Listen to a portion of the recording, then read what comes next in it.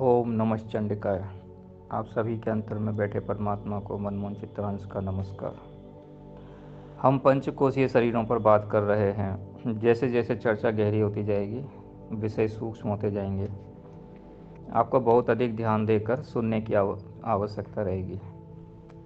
धीरे धीरे हम समय के साथ आपको अभ्यास करा के अनुभव भी कराएंगे। उसके लिए हम लगातार अपने प्रोग्राम करते रहेंगे। यह चर्चा मनोचिकित्सकों के लिए भी बहुत लाभकारी सिद्ध हो सकती है, क्योंकि हम विशेष रूप से अभी मनोमय कोष पर बात कर रहे हैं। किताबी जानकारी से हटकर अनुभवजन्य ज्ञान शायद ज़्यादा लाभदायक साबित हो सकता है। यह सब हमारे ऋषियों का बताया हुआ मार्ग है। इसे समझना है, अनुभव करना है और आगे बढ़ना है। स्वयं के साथ साथ इस प्रकृति की गतिविधियों को, उसके सिस्टम को भी समझना, उससे तालमेल बिठाना बहुत आवश्यक है। अगर आप ध्यान से सुनते रहेंगे तब भी आपको लाभ होगा। कुछ समझना चाहते हो, जिज्ञासा हो या कोई शंका हो तो हम चर्चा कर सकते हैं। कुछ आप पूछ सकते हो। चर्चा का मतलब होता है दोनों तरफ से बात करना। हम और आप अपने अपने दिल के भाव शेयर करें। व्यष्टि और समष्टि दोनों एक ही तरह से काम करती हैं। व्यष्टि मतलब व्यक्ति के अंदर यथा पिंड, समष्टि मतलब ये पूरी प्रकृति, ब्रह्मांड तथा ब्रह्मांड है। जिस तरह मनुष्य के 5 कोष हैं, उसी तरह इस ब्रह्मांड में भी 5 कोष हैं। और जैसे मनुष्य के 5 कोष धीरे धीरे विकसित होते हैं, शुद्ध होते हैं, उसी तरह प्रकृति में भी यह क्रिया चलती है। तो ये 2 तरह से चल रही है। हम देखते हैं कि पहले जो लोग होते थे, बच्चे होते थे, वो अब जो बच्चे हो रहे हैं वो बहुत शुरू से ही होने के साथ ही वो बहुत ही फास्ट हैं, बहुत आगे हैं। मतलब भविष्य में हम अपने से तुलना करें तो हम जितना 10 साल में सीखते थे, आज अभी के बच्चे वो 1 साल में, 1 महीने में सीख रहे हैं। तो ये सब प्रकृति के आगे बढ़ने से होता है। एक हमारी व्यक्तिगत प्रगति होती है और एक प्रकृति हमको ऊपर उठाती है अपने आप ही। सभी स्मार्ट और होशियार रहते हैं आजकल। तो इस तरह प्रकृति के 5 कोष भी विकसित होते रहते हैं। तो इस प्रकृति में अन्नमय और प्राणमय कोष जो हैं वो पूरी तरह से विकसित हो चुके हैं। अन्नमय कोष बहुत ज़्यादा महत्वपूर्ण है। यही हमारा घर है। इसका मजबूत होना और इससे जुड़े रहना और इसका शुद्धिकरण होना है, इसको और अधिक मजबूत करते जाना, इसका संपूर्ण उपयोग कर पाना बहुत ही आवश्यक है। इसको थोड़ा सा भी इग्नोर नहीं किया जा सकता। इसी तरह प्रकृति हमारे मनोमय कोष को उच्चतर जीवन के लिए विकसित कर रही है। अन्नमय और प्राणमय कोष हमारे जीवन के आधार हैं, पर यह हमारा अंतिम लक्ष्य नहीं है ना। मनोमय कोष विकसित हो रहा है, हम आगे बढ़ रहे हैं, पर अन्नमय और प्राणमय कोषों को छोड़कर हम आगे नहीं बढ़ रहे हैं। हमको इनको भी लगातार इनको यूज करना है, इनको मजबूत बना के रखना है, इनकी तरफ ध्यान देना है, इनको इग्नोर नहीं करना है। इस बात को मैं थोड़ा और क्लियर करूँगा आपको। एक योगी, साधक, संत जो अंतर में जगा हुआ है ना, वो अगर शांत बैठा आपको दिखाई दे रहा है ना, तो इसका ये मतलब नहीं है कि उसके अन्नमय और प्राणमय कोष निष्क्रिय हैं। वो बहुत अधिक शुद्ध और बहुत ज़्यादा सक्रिय अवस्था में होते हैं। इतनी सक्रिय, इतना फास्ट कि आपको दिखता भी नहीं है। मनुष्य के मन में, मनोमय जो कोर्स है ना, वो पशुओं की तरह नहीं है। मतलब मनुष्य का मन पशुओं की तरह नहीं है।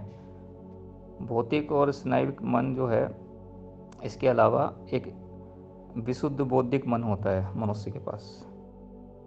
जो पशुओं का मन है वो उसके शरीर और स्नायु तंत्र तक सीमित है।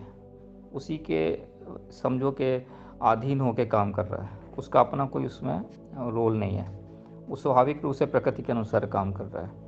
लेकिन मनुष्य जो है वो एक उसका विशुद्ध बौद्धिक मन है, जो उसके शरीर और इंद्रियों को उसी तरह से, मतलब क्या कहते हैं, उससे मुक्त अपने को कर सकता है या अलग करके देख सकता है। जैसे कि हम हैं और हमारा शरीर है, हम ये देख सकते हैं, पर पशु इस तरह नहीं देख सकते। इसे आप प्रत्यक्ष अनुभव कर सकते हो। शरीर और इंद्रियों की भांति और उससे अलग देखने में हम एक झूले में, एक पेंडुलम में झूलते रहते हैं। मतलब एक तो हम भ्रम में रहते हैं कि हम शरीर ही हैं, एक हम शरीर से कभी कभी अपने को अलग भी महसूस करते हैं। तो ये एक हमारा मन आगे पीछे दोनों तरफ झूलता है एक तरह से।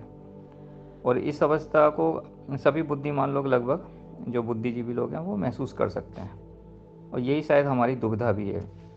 जो थोड़े से भी पशु स्तर से ऊपर उठ चुके हैं ना, वो सब लोग, और इस तीसरी बुद्धि से ऊपर भी एक दिव्य मन है हमारा, जो तार्किक विवेक और कल्पनापूर्ण जो बुद्धि है, उसकी जो अपूर्ण जो विधियां हैं समझने की, उससे भी ऊपर उठ के मुक्त कर लेता है अपने को और स्पष्ट रूप से सत्य को देखता है। मन मनुष्य के अन्नमय कोश में और वनस्पतियों में पूर्ण रूप से छिपा रहता है, होता है, पर पता ही नहीं चलता कि है क्या नहीं। और पशु में थोड़ा दिखता है, लेकिन उसके अधीन रहता है, इंद्रियों के और प्राणमय कोश के अधीन रहता है, उसके ऊपर वो उसका अधिकार नहीं होता है ना। और अपने शरीर की आवश्यकताओं की पूर्ति तक ही वो सीमित रहता है, उसी में लगा रहता है। वो शरीर की आवश्यकताओं की पूर्ति की क्रियाओं को ही सब कुछ समझता है वो, मानो यही उसके जीवन का उद्देश्य हो। मगर शारीरिक जीवन एक आधार है, मनुष्य का प्रथम आधार। ये मनुष्य का अंतिम लक्ष्य नहीं है। हमारे ऋषियों के अनुसार मनुष्य एक विचारशील प्राणी है, मनु है। जो हम मनु संहिता में जो मनु देखते हैं ना, वो एक्चुअल में यही मनु है, वो मनस्वी। कोई भी व्यक्ति है उसके अंदर ही मनु है। ये एक मानसिक सत्ता है जो हमारे शरीर और प्राणों की गति देती है। वो पशु नहीं है जो प्राणों और शरीर के द्वारा संचालित होता है। सच्चा मानवीय जीवन तभी शुरू होता है जब वो जड़ पदार्थों से उत्पन्न तो होता है, पर वो उससे, उसके स्नायु और भौतिक जो आक्रमण है उससे मुक्त हो जाता है, और उसकी अधीनता से मुक्त होकर मन में ही जो अधिक से अधिक निवास करता है, मन में ही जो रहना शुरू कर देता है। जिस हद तक हम मुक्त होते जाते हैं, उस हद तक हम शारीरिक जीवन को यथार्थ रूप से स्वीकार कर सकते हैं और यथार्थ उसका प्रयोग भी कर सकते हैं, उसमें समर्थ होते हैं। यानी कि हम उसके स्वामी बन जाते हैं, भौतिकता की जो दास्ता है उससे मुक्त हो जाते हैं। स्वामित्व प्राप्त करने के लिए एक बहुत ही बुद्धिमान, ट्रेंड और बहुत ही निपुण सेवक की ज़रूरत नहीं रहती। लोग अपनी बुद्धि बढ़ा लेते हैं, बहुत ज़्यादा अपने को बहुत होशियार ज्ञानी समझने लगते हैं, लेकिन सचमुच में वो एक ट्रेंड सेवक की तरह अपने इंद्रियों के गुलाम रहते हैं। ये स्वामित्व नहीं है। स्वामित्व है स्वतंत्र होता। इसके लिए स्वतंत्रता की आवश्यकता है।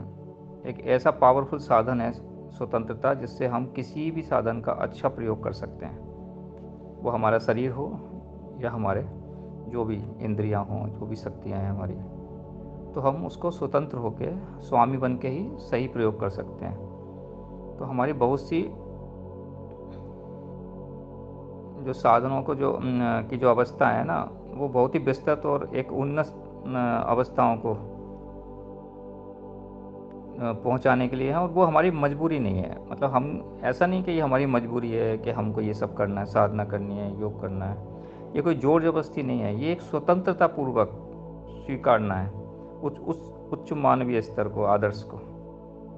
हमारे ऋषि ये कहते हैं कि ये हमारा परम कर्तव्य है। ऐसा नहीं है कि बहुत हमारी मजबूरी है, ये दुखी होके नहीं, बल्कि एक उत्साह के साथ। ये हमारा परम पुरुषार्थ है। आप इसको समझो। अगर हम समझ जाते हैं तो हमारा को अपने आप ही हम समझने लगते हैं कि हमारा जीवन कैसा होना चाहिए, कैसे जीना चाहिए हमको, स्वामी बन के, ना कि गुलाम बन के अपनी इंद्रियों का। सभी मनुष्य देखने में तो एक जैसे लगते हैं, समझदार, बुद्धिमान, और उनमें मानसिक क्षमताएं सब में एक सी नहीं होती हैं, है ना। सबके जो मनोमय कोश है ना, उनका विकास अलग अलग स्तरों पे हुआ है, जैसे मैंने आपको बताया 4 स्तर। वास्तव में अपनी स्थिति से थोड़ा ऊपर उठने के लिए जो इच्छा शक्ति चाहिए ना, जो एक समझ चाहिए, जो ज़रूरी है, ठीक ढंग से हमको पता होना चाहिए, शब्दों का भाव समझ में आना चाहिए। समझाने के लिए ना हमको, और प्रायोगिक रूप से कुछ उच्च स्तर पर ले जाने के लिए कुछ क्रियात्मक साधन चाहिए हमको। केवल सोचने से नहीं होता। जब साधन करते हैं ना, तो ऊर्जा हमारी इस डेवलप होती है, हमको उस स्तर पे अपने आप ले जाती है, जब हमारी समझ बढ़ जाती है और हमारी क्षमताएं बढ़ जाती हैं, हम सब कुछ देखने लगते हैं। तो इसलिए साधना बहुत ज़रूरी है, और ऐसे गुरुओं की भी बहुत आवश्यकता है जो इसको समझते हैं, जानते हैं और एक लेवल पे चले गए हैं। जो दर्शन कर लेता है ना, वही मार्गदर्शन कर सकता है, ऐसा मेरा मानना है। मोक्ष का भी यही मतलब है मेरे ख्याल से, स्वतंत्र होना। लोग मोक्ष की तरफ क्यों जाएं, ऐसा सोचते हैं। मोक्ष का मतलब उनको लगता है कि यहाँ से छुटकारा मिल जाएगा, आने जाने से छुटकारा, वो समझ नहीं पाते हैं। आने जाने से छुटकारे का मतलब ये है कि आप स्वामी बन के जियो यहाँ पे, इस लोक में, इस दुनिया में अच्छी तरह जी पाओ, और जीते जी आप स्वतंत्र हो जाओ। और स्वतंत्र हो के फिर वो अगला जो आपकी जो फीलिंग है, जो समझ है आपकी उस लेवल पे जाके, वो तभी समझ में आएगी। अभी आप उसको समझ भी नहीं सकते, हम आप उसको नहीं समझ सकते जो हमारे ऋषि कह रहे हैं। हम थोड़ा आगे बढ़ें उससे। तो उच्च स्तर पर जाना, स्वतंत्र होकर साधना का ठीक ढंग से यथार्थ उपयोग कर पाना, यही शायद हमारा मोक्ष का मतलब होता है। तो हमारे मनीषी, हमारे संत, हमारे महापुरुष, हमारे गुरु कहते हैं कि भ्रम का जीवन जहाँ तक अहंकार के वशीभूत होते हैं और उसकी निरंतर अंतहीन मांगों को पूरा करने के लिए हम रात दिन भागते दौड़ते रहते हैं। और भारतीय ज्ञान कहता है कि हम न केवल इस दुष्चक्र से जागते हैं, जिससे हम ये अनंत युगों से कैद हैं इसमें, हम फंसे हुए हैं अपने अन्नमय और प्राणमय कोष में पशुओं की तरह, बल्कि अपनी जो माताएं हैं उनको धन्य करते हैं, हम अपने परिवार को धन्य करते हैं जिस परिवार में पैदा हुए हैं। हमारे शास्त्रों में लिखा हुआ है कि कई पीढ़ियां तक हमारे और लोकों में भी जो हमारे पितृ हैं वो भी हमको आशीर्वाद देते हैं, वो भी तड़ते हैं। ये पूरा विज्ञान है। थोड़ा आगे बढ़ते हैं हम, जैसे जैसे हमारी चेतना जागृत होती है हम उसको समझ पाते हैं। उस धरती को भी हम धन्य करते हैं जिस पे हम जन्म लेते हैं, यानी कि हमारी माँ और हमारी धरती माँ और हमारी भारत माँ। और ये हमारे इसलिए हम अपनी भारत माँ की भूमि को बहुत पुण्य भूमि मानते हैं, जहाँ ऐसे ऋषि हुए हैं जो उस लेवल पे गए, उस स्तर पे गए हैं चेतना के। संसार के भ्रम से जागने की इच्छा ही सबसे बड़ा आशीर्वाद है जो परमात्मा हमको दे सकता है। इससे बड़ा कोई आशीर्वाद नहीं हो सकता। स्वामी विवेकानंद एक बार अपने गुरु भगवान श्री रामकृष्ण परमहंस के पास गए।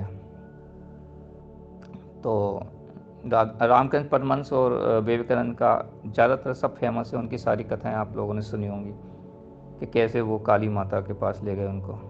वो अपनी खराब स्थिति से बहुत परेशान थे, आर्थिक स्थिति से बहुत परेशान थे, अपनी माँ की उनको चिंता रहती थी। तो उनका परिवार में जो कभी बहुत संपन्न था, अब उनकी बहुत गरीबी स्थिति बन गई थी। आप कभी देखो उनका जीवन को तो हमको लगता है कि हम शायद इतने दुखों में अभी नहीं हैं। उन्हें 2 वक्त की रोटी भी मुश्किल से मिल पा रही थी। और विवेकानंद जो उस समय युवा थे, नरेंद्र, एक बहुत ही संवेदनशील युवक थे। अपने परिवार के दुख के कारण अपनी साधना पर ध्यान केंद्रित करने में असमर्थ थे वो।